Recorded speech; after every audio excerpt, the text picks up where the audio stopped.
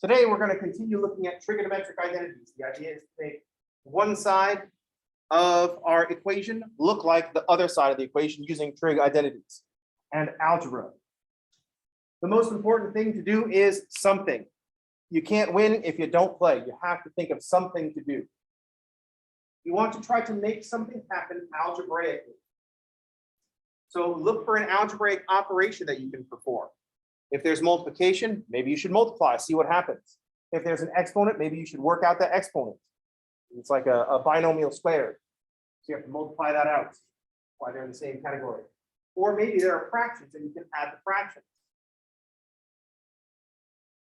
If there aren't any fractions like we have in this first example, we can use ratio and reciprocal identities to introduce some denominators, and then we'll have some fractions that we can add. We're just trying to make something happen algebraically. As long as we keep the code and only use true identities and make sure our algebra is up to snuff, then we can't go wrong. We can just start doing stuff. Let's take a look at this one here. Secant squared times cosecant squared is secant squared plus cosecant squared. That's certainly a strange fact. Let's find out if it's true. We've got to think about something to do. In general, it's easier to take two terms and smash them into one term. So that's the first thing that my experience tells me. It's generally easier to take two terms and smush them into one term.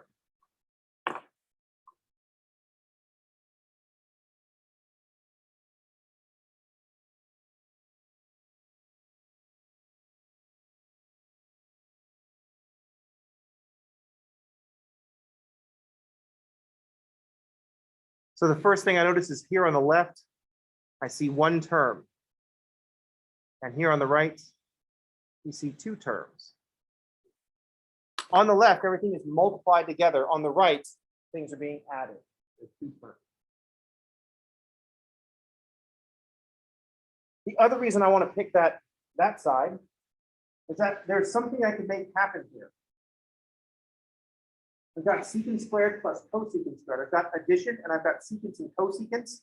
If I use my reciprocal identities, I can turn these into fractions, and that will give me something to do. That will make something happen algebraically.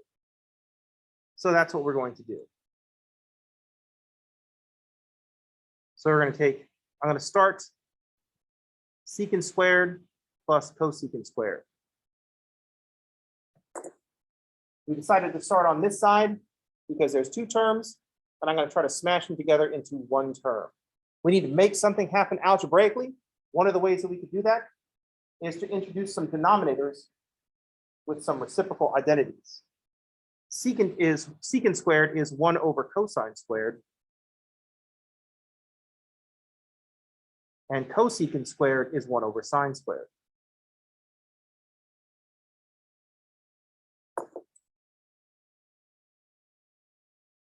So we're doing this. We're using ratio identities to introduce denominators to make fractions that we can add. We're making something happen.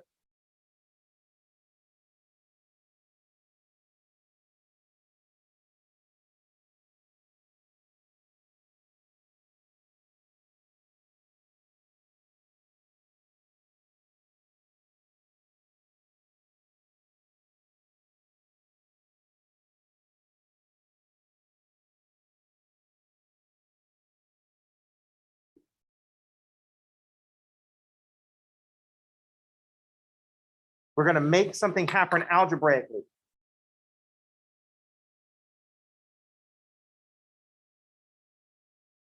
Now I'm going to add fractions. Now we switch to algebra mode. Now we see some fractions. We're going to add them.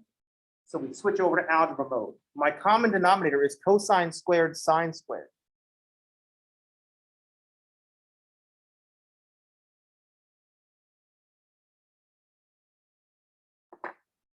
My LCD is cosine squared sine squared. So I need sine squared in that first fraction.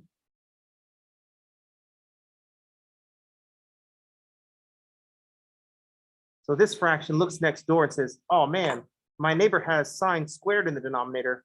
I have to go out and get sine squared in the denominator too. But I can only multiply by 1. So I'll multiply top and bottom by sine squared. And then my second fraction, 1 over sine squared, looks next door and said, oh man,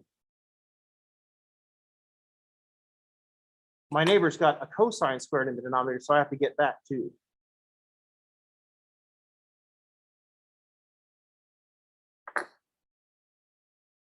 I don't think keeping up with the Joneses is really a thing anymore.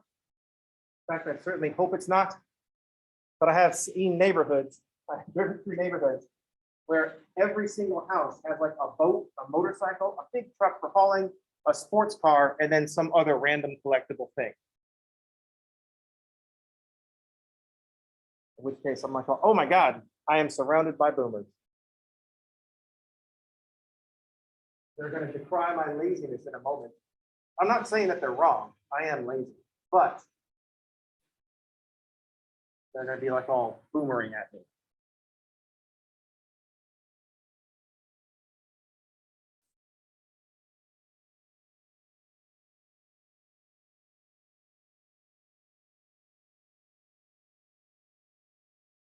It was a friend of my uncle, and he's a pretty good guy. I really like him, so I get to make fun of him.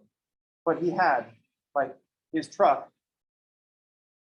which is a surprisingly old Chevy Silverado, I think, just the F-150 but Chevy version. Had a Corvette, red, of course, an '84. And I thought that tracks perfectly with your age. You were 50 when you bought this, weren't you? Because it's '84. And so yeah, perfect. It's right in line. And then he had a whole separate garage. And I was like, and I'm like, well, where's the stuff that we were supposed to get out of your garage? He's like, oh, no, it's in the other garage. It's a whole other garage we go to, outside of which is the camper and the boat. Inside is a Jeep, a Harley, because of course it's a Harley. Like if I walked into that second garage and there was a Ducati sitting there, I would have thought, holy crap, am I still in Georgia? Or worse, just like a UJM or something like that. Just like, oh, whoa, is that a Honda CB500? I expected a Harley in here. I'm a little bit worried now. Did you murder someone because they weren't riding a Harley and then you stowed the motorcycle here? But no, it was a Harley, so safe there. And also, like a 1915 car, no one knows what cars were called back then. It's out of production. I'm sure it's a pain in the ass to own, but it was his dad's, so now he's got that extra car. That just sits there in the garage. Anyway. It was a lot of stuff. What are we talking about? Oh, yes. 1 over cosine squared said, dude, my neighbor has a sine squared. I got to go get me one of those. And 1 over sine squared looks next door and says, that guy's got a boat and a cosine squared, so I better get a cosine squared. I'll get the boat next time. Now we have a common denominator because we've made something happen. So I've got sine squared over cosine squared sine squared plus cosine squared over cosine squared sine squared.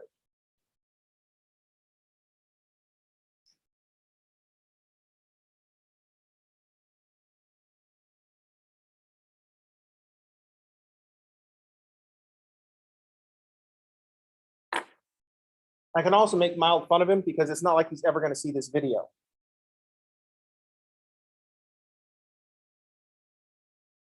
Because he doesn't have to go to school anymore. He doesn't have to work anymore. So the natural response would be like, oh yeah, I didn't see your video because I was too busy being retired and doing whatever the F I wanted instead of going to work. And I'm like, oh man, that hit me right here. That was a little bit hard.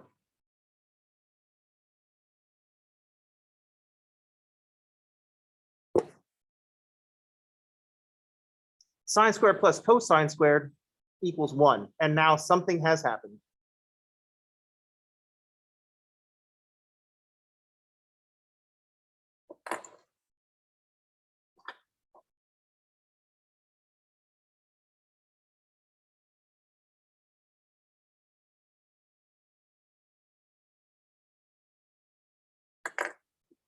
Now the last thing is to just introduce some more reciprocal identities. 1 over cosine squared is secant squared. 1 over sine squared is cosecant squared.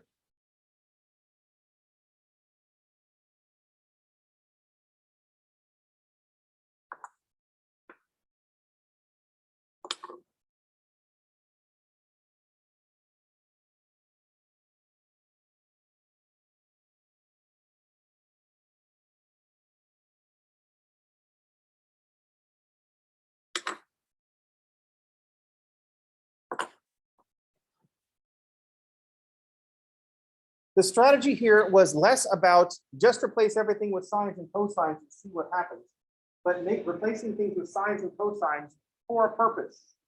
We wanted to make something happen.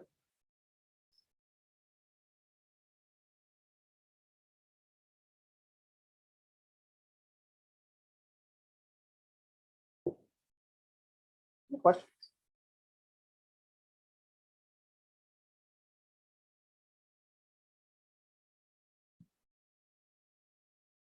The most important thing to do is something.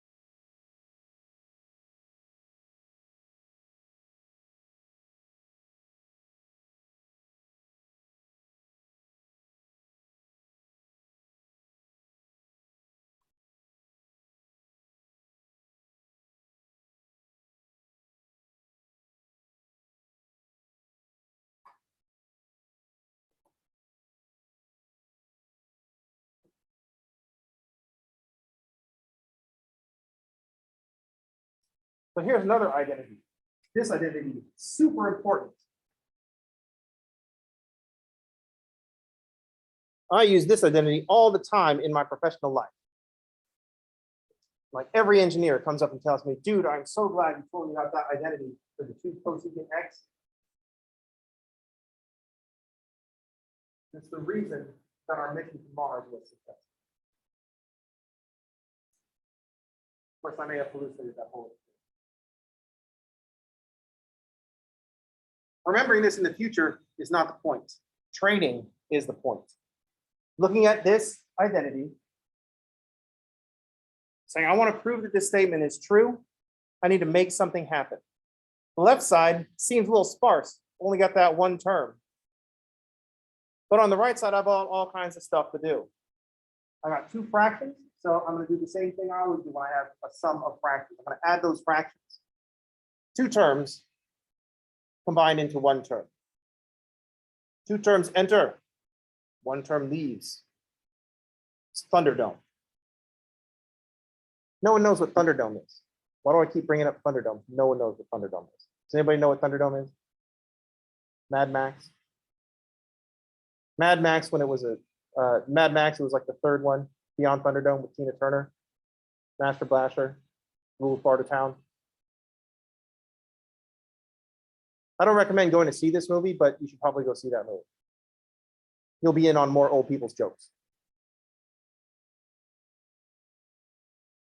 Not like the most recent Mad Max, which is kind of like Mad Max 4, where it was actually cool and stuff. But what are we talking about? Oh, yes. So once again, I see 2 terms. I'm gonna, and they're fractions. I'm gonna add those up.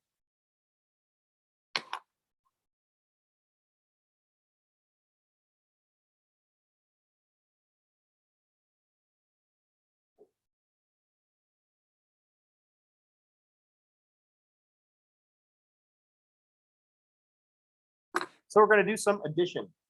I've got sine over 1 plus cosine x, and the denominator, so the LCD.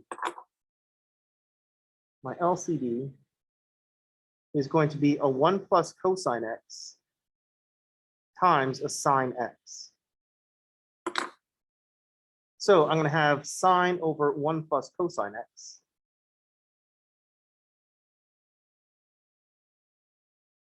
This first fraction looks next door and sees it needs a sine of x. So we have to multiply on top and bottom. The second fraction with this 1 plus cosine x over a sine x already has a sine x in the denominator. So we need to multiply by 1 plus cosine x over 1 plus cosine x. Now, before I even wrote this problem down, I knew that I did not have enough space on this page to finish writing the problem. And yet, here I put it anyway. It's a reusable thing. Why am I trying to conserve space so hard?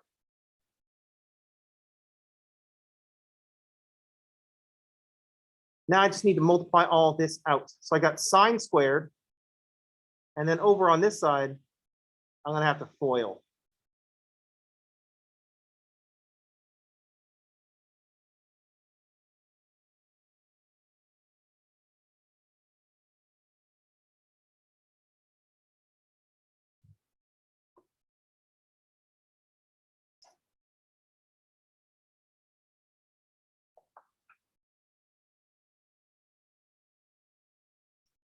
I got sine squared.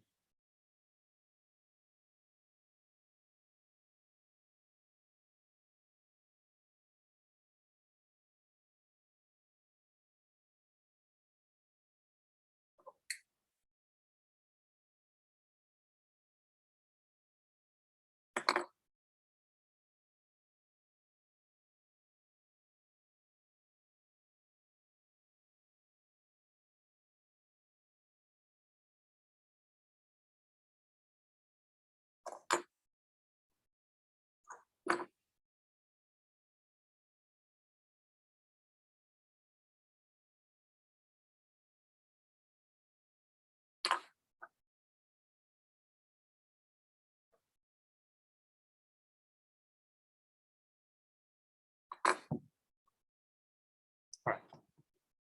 So here's what happens after we've added those fractions. All that multiplication, all that red on the previous page, we get the common denominator of 1 plus cosine x times sine x. Now I just need to multiply out the numerators. The first fraction just had sine times sine is sine squared. But the second fraction was 1 plus cosine times another 1 plus cosine. So that has to get FOILed. So get the algebra stick, hit this for a while, we get a 1 plus cosine x plus another cosine x, so 2 cosine x plus cosine squared x.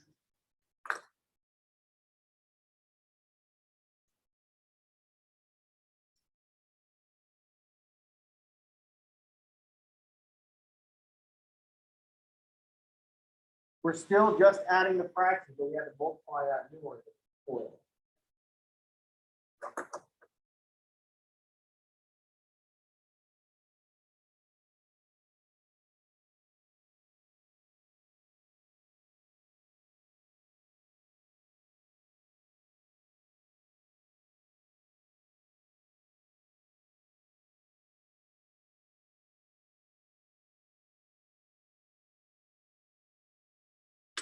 We're still in the process of adding the fractions. We just had to FOIL the numerator.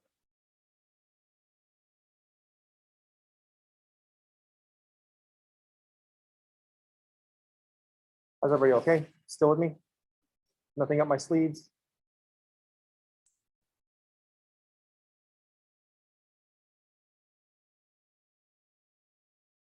Now the very predictable thing happens. Notice that in the numerator, I've got a sine squared, and I've also got a cosine squared. Notice that in the numerator, I've got a sine squared plus a cosine squared.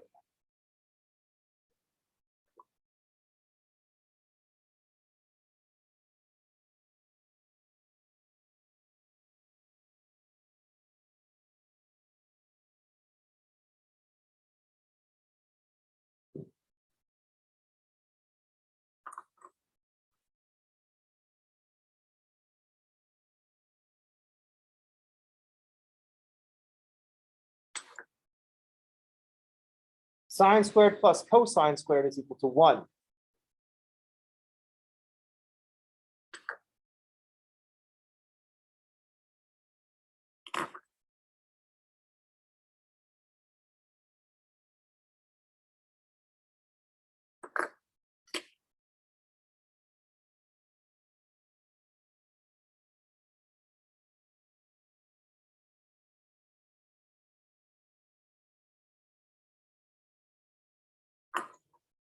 So that sine squared plus cosine squared is that 1 down there at the bottom.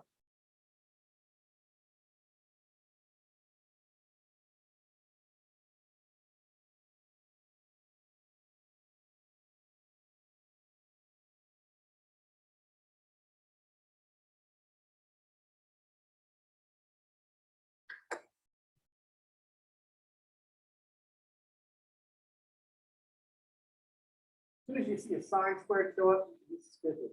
I'm going to be adding a cosine squared to this and getting 1, aren't I? And here the answer is yes. So now our numerator looks like 2 plus 2 cosine x. Once again, just in the category of making stuff happen.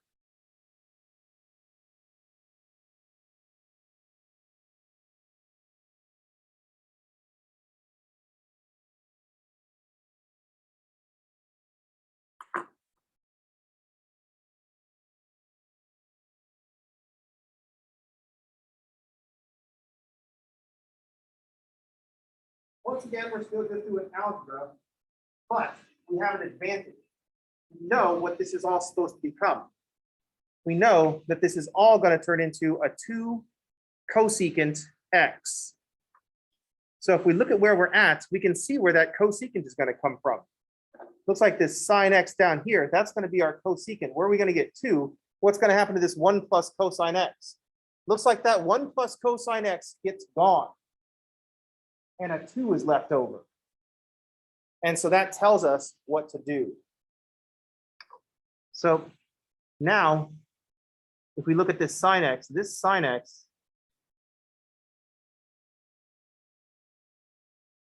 in the denominator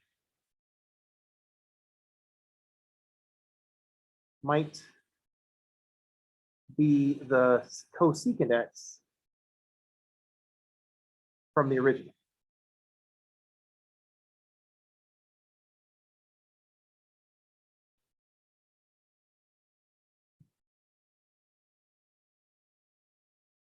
This sine x in the denominator might be the cosecant x from the left-hand side that we are looking for. We know what we are looking for. We know what's supposed to happen. So we should be looking for it. That means this 1 plus cosine x is going to have to go away.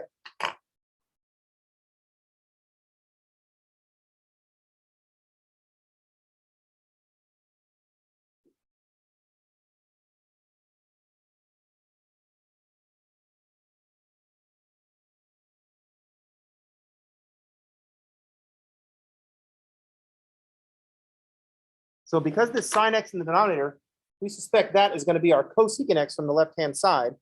And so we should expect this 1 plus cosine x to cancel in some fashion. It's a factor. The way to cancel it is through multiplication and division. So there must be a 1 plus cosine x in the numerator, and there is. Now, if we look at the numerator, we can see I can factor a 2 out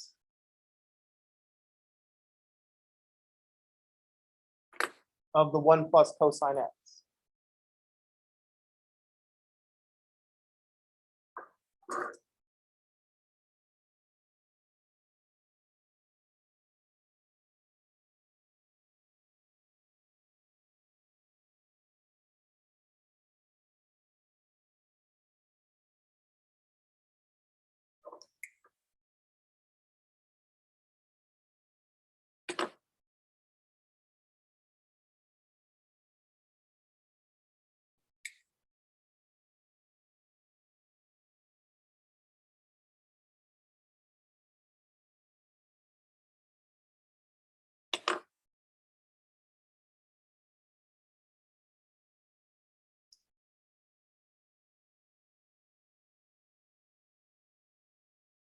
And so then we can cancel that 1 plus cosine x from the top and the bottom.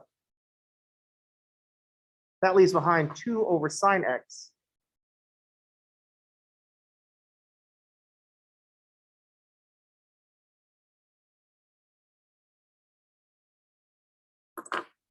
And so finally, we just use one last reciprocal identity.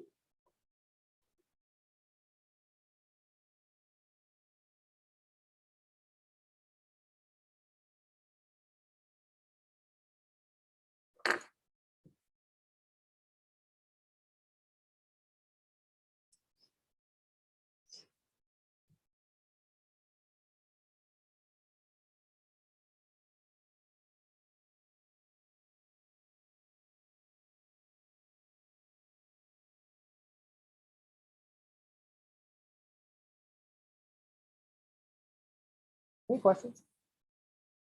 Yes.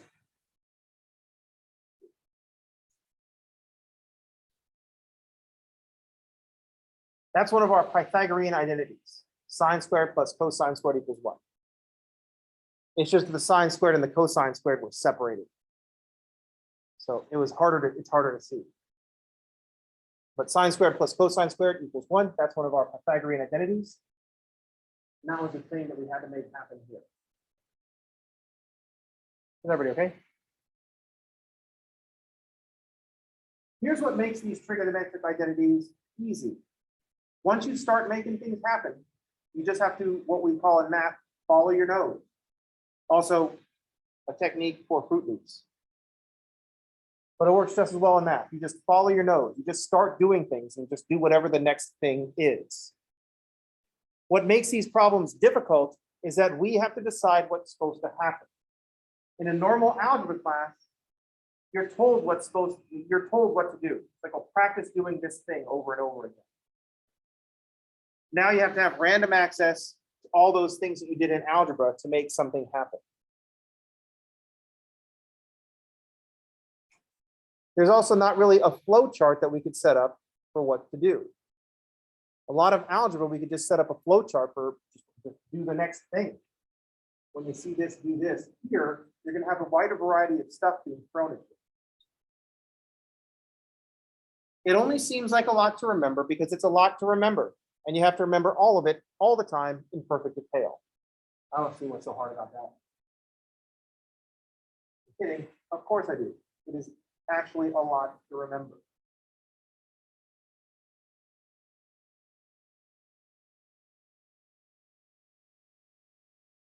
One of the important things to remember, in addition to that, running parallel to this, is that I remember all this not because I'm smart. I remember all this because of time. That's all.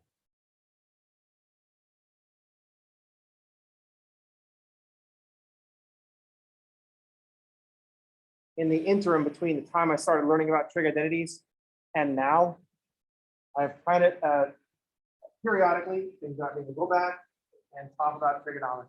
But once I got employed here, it started to happen more frequently that I had to talk about trigonometry. So I remember it. All I have to do is find some of my friends that were in grad school with me that haven't been teaching for the last 20 years, and they probably don't remember it. So if they show up and get into a trigonometry fight, I would definitely win. Halfway through, if they switch style to integration, I would only crush them faster. They're like, oh, they switched in the halfway through. Well, clearly I'm dominating you in trig identity. Why are you still smiling? I know something you don't know. Any questions? Comments? Let's take 5, come back and do another example. The idea is just make things happen.